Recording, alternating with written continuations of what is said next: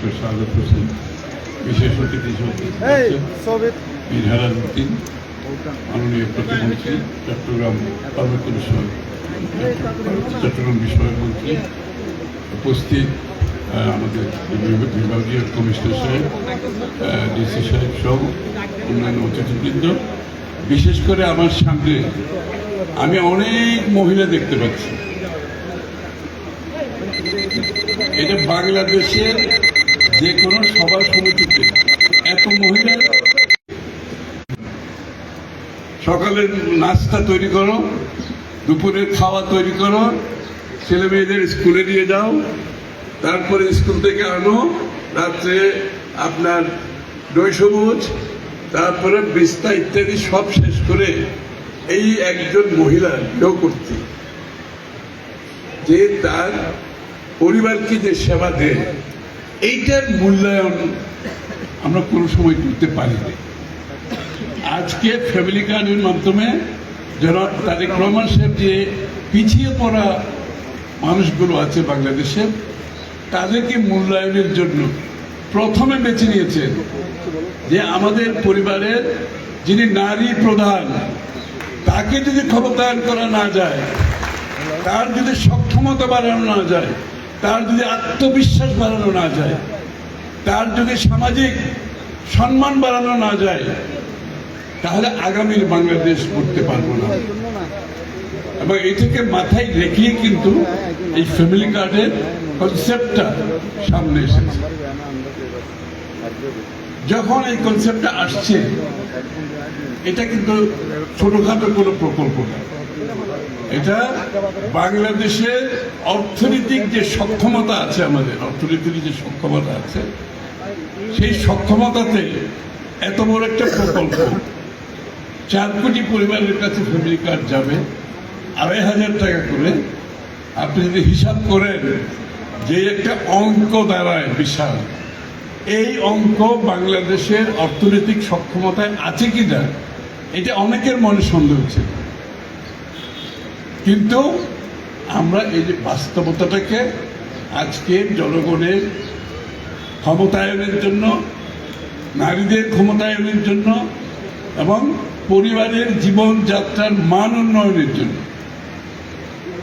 পিছিয়ে পড়া নারীদেরকে অর্থনীতির সাথে সমন্বিত করার জন্য আমরা মনে করেছি আমাদের সেই সীমিত সক্ষমতা থাকা সত্ত্বেও আমাদের বাজেটের একটি বড় অংশ এই প্রকল্পের জন্য দেওয়া হয়েছে।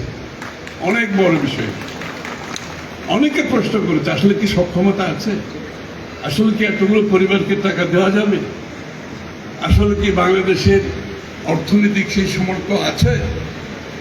আমরা তো প্রমাণ করেছি যে আমাদের সেই সক্ষমতা আছে, যদি আমার রাজনৈতিক উদ্দেশ্য ভালো থাকে, যদি আমি জনগণের কাছে যে কমিটমেন্ট করেছি, জনগণের স্বার্থে যেই কাজগুলো করব বলেছি, সেটা যদি আমরা বাস্তবায়ন করতে পারি। আপনি একটা কথা আমরা বহুদিন ধরে বলে আসছি যে বাংলাদেশের অর্থনীতির সফলতার সুফল প্রত্যেকটি পরিবারের কাছে যেতে হবে। আমরা বক্তৃতায় বলেছি, কিন্তু কার্যক্রমে এটা কোনোদিন আমরা প্রমাণ করতে পারি না। কিন্তু এই প্রথম যে বাংলাদেশের উন্নয়নের সুফল আমরা বাংলাদেশের পিছিয়ে পড়া মানুষগুলোর বাড়িতে বাড়িতে পৌঁছে দিয়েছি ইনশাআল্লাহ। বাড়িতে বাড়িতে, কোথাও যেতে হয় না। 5,575টি পরিবারের নারী প্রধানদের কাছে ইতিমধ্যে এই টাকা তাদের অ্যাকাউন্টে জমা হয়ে গেছে। তাদের কিচ্ছু করতে হয় না, তাদের কারো কাছে যেতে হয় না, কারো কাছে চাইতে হয় না। সরকার নিজ উদ্যোগে প্রতিটি বাড়িতে গিয়ে গিয়ে সার্ভে করে বের করেছে এই 41 নম্বর ওয়ার্ডের মধ্যে সবচেয়ে যারা হতদরিদ্রতা, সবচেয়ে যাদের চাহিদা রয়েছে, যে পরিবারগুলো পাওয়ার জন্য তাদের আয়ের সাথে সামঞ্জস্য রয়েছে। এবং এটা আমরা শুরু করছি একেবারে হতদরিদ্র যারা, তাদেরকে দিয়ে শুরু করছি। তারপরে দরিদ্র যারা তারা আসবে, তারপরে নিম্ন আয়ের মানুষ আসবে, তারপরে মধ্যবিত্ত আসবে। এটা উপর দিকে এইভাবে চলতে থাকবে। এটা বিশাল কর্মযজ্ঞ কিন্তু এটা। এবং সবচেয়ে বড় কথা হচ্ছে সরকারের দায়িত্বে নেওয়ার 1 মাসের মধ্যে এটা বাস্তবায়ন করবে। সবচেয়ে বড় কথা হচ্ছে যে বাংলাদেশে কোনো প্রকল্প বছরের পর বছর বাস্তবায়ন করা যায় না, কিন্তু লিডারশিপ, নেতৃত্ব যদি ঠিক থাকে, নেতার যদি সদিচ্ছা থাকে, যে 1 মাসের মধ্যে বাস্তবায়ন করা সম্ভব, এটা আমরা প্রমাণ করেছি বিষয়।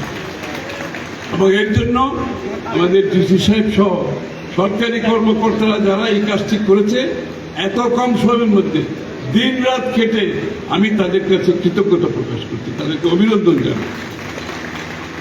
কারণ সরকারি কর্মকর্তাদের সবাই সবসময় দোষারোপ করে, বলে ওদের জন্য কিছু হয় না, ওরা কাজ করে না, ওরা জনগণের সাথে সম্পৃক্ত নেই।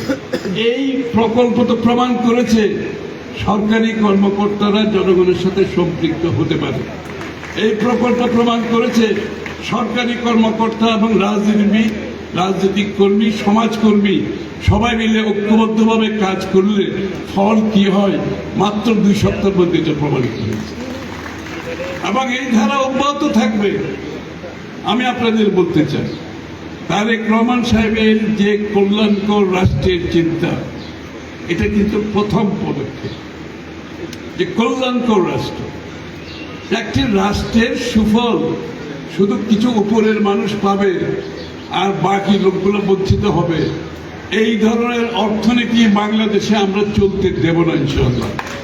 আমাদের অর্থনীতির মূল কেন্দ্রবিন্দু হবে যারা পিছিয়ে পড়া মানুষ, যারা হতদরিদ্র, যারা দরিদ্র, যারা নিম্ন আয়ের মানুষ, তাদের সমস্যার প্রথম সমাধান করতে হবে। এই জন্য আমাদের এই কর্মকাণ্ড অব্যাহত থাকে। শুধু ফ্যামিলি কার্ড নয়, আপনারা জানেন ইতিমধ্যে আমাদের স্বাস্থ্যসেবার জন্য বিনামূল্যে স্বাস্থ্যসেবার প্রকল্প আমরা গ্রহণ করেছি। আমরা ফার্মার্স কার্ড, কৃষকদের জন্য স্বল্প মূল্যে যাতে সার ইত্যাদি করে কৃষকরা প্রতিফলন করতে পারে, সেটা আমরা বাস্তবায়ন করেছি। খাল খননের কর্মসূচি শুরু হয়ে গেছে। আমাদের নির্বাচনী যে ওয়াদাগুলো আছে, বাংলাদেশে কোনো সরকার 1 মাসের মধ্যে সমস্ত নির্বাচনী ওয়াদা যেটা আমরা জনগণকে দিয়েছিলাম, সেই কাজগুলো আমরা শুরু করতে পেরেছি। এবং ঐক্যবদ্ধভাবে রাজনৈতিক নেতৃত্বের যদি সদিচ্ছা, নেতৃত্ব যদি জনগণের প্রতি তার কমিটমেন্ট ঠিক রাখতে চায়, এটা প্রমাণ ইতিমধ্যে হয়ে গেছে। আগামী দিনে এই ধারা ইনশাআল্লাহ অব্যাহত থাকবে। আরেকটা জিনিস আপনাদেরকে আমি বলতে চাই, এই যে 5,775টি ফ্যামিলি কার্ড দেওয়া হয়েছে, এইখানে কোনো দলীয়করণের সুযোগ ছিল না। বাংলাদেশের সব সময় দেখবেন সরকার দলীয় লোকদের সুযোগ দিয়ে দেয়, সরকার দলীয় লোকজন তাদের লোকজন নিয়ে তারা সুবিধা দিয়ে যায়। কিন্তু এই প্রকল্পে কোনো রাজনৈতিক কর্মী, নেতা সংযুক্ত ছিল না।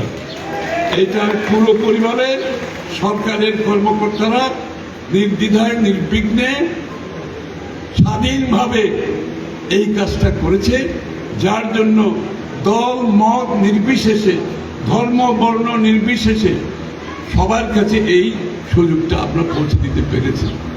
এবং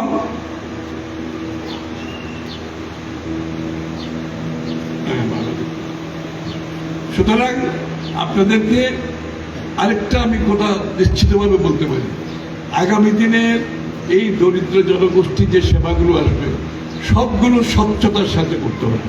এখানে দলীয় কোনো কেউ জড়িত থাকবে না এখানে। কারণ আমরা চাই একটা সরকার যেটা স্বচ্ছতার সাথে পরিচালিত হবে। তারেক রহমান সাহেব ওয়াদা করেছেন, আমরা একটি স্বচ্ছ সরকার দিতে চাই। আমরা জনগণের প্রতিনিধিত্ব করছি, এখানে তাদের ভোট নিয়ে এখানে বসেছি। আমাদের প্রধান দায়িত্ব হচ্ছে তাদের বাড়িতে গিয়ে পৌঁছে দেওয়া। তারা সরকারি কর্মকর্তা, রাজনীতিবিদের পিছিয়ে ঘোরাঘুরি করার কোনো প্রয়োজন নেই। ইতিমধ্যে আপনারা জানেন আমাদের দরিদ্র কৃষকদের প্রায় 12,000 কোটি টাকা লোন আমরা মাফ করে দিয়েছি। 12,000 কোটি টাকা।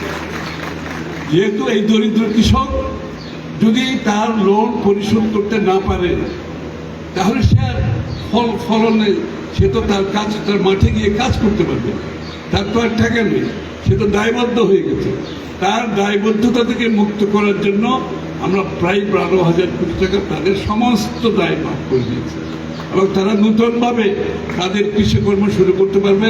আমাদের আগামী দিনে যে কৃষি ক্ষেত্রে উৎপাদন বৃদ্ধি পাবে এবং এই যে দ্রব্যমূল্য নিয়ে আমাদের বারবার সমস্যা হচ্ছে, আমরা যদি সবাই মিলে উৎপাদন বাড়াতে পারি এবং বিশেষ করে 2,500 টাকা যে নারী প্রধানকে দেওয়া হয়েছে, সেই নারী প্রধানের হাতে একটা অর্থনৈতিক শক্তি কিন্তু আপনার হাতে আছে। এখন আপনার স্বামীর পিছনে দৌড়াতে হবে না, ছেলের পিছনে দৌড়াতে হবে না, মেয়ের পিছনে দৌড়াতে হবে না, সবাই বেতন নিয়ে বাড়িতে আসে, কিন্তু নারী প্রধান তার কোনো বেতন নেই।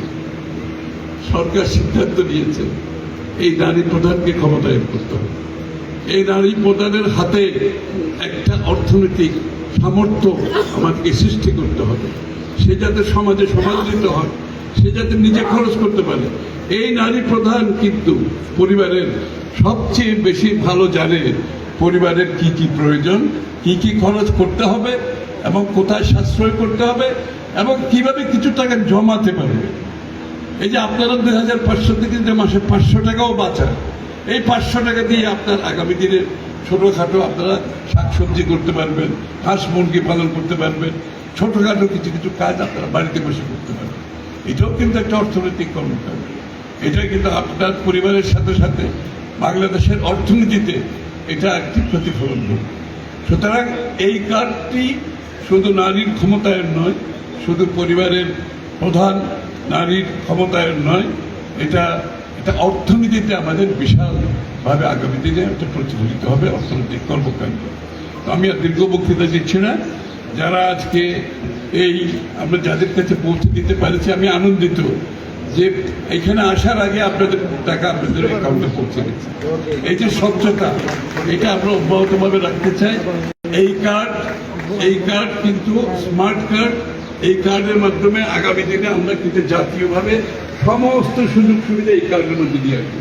সুতরাং আপনাদের কোথাও যেতে হবে না।